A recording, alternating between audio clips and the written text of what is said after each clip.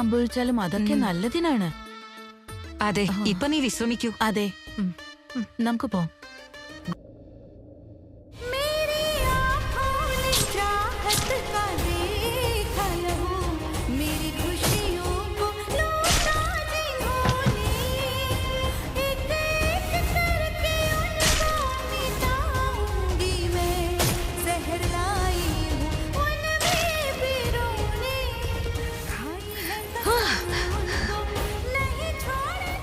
എന്ത് നടന്നാലും അത് നല്ലതിനാണെന്നാ.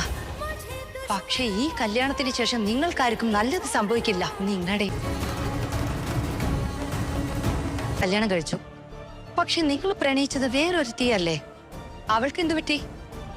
അവളിപ്പോ എവിടെയാ ഇല്ലേ പറയാറ്. പക്ഷെ ഒരു ഹോട്ടായ പെണ്ണ് മുന്നിൽ വന്നപ്പോ അത് നിങ്ങളുടെ ചൈൽഡ്ഹുഡ് ഫ്രണ്ടിന്റെ ഫിയാൻസി ആയാലും ശരി. രാധിക, രാധിക, രാധിക, ഞാൻ ഇന്ന് എന്താ ചെയ്തതെന്ന് അറിയുമോ? ഇന്ന് നിന്റെ ആര്യമന്റെ കല്യാണം കഴിഞ്ഞു.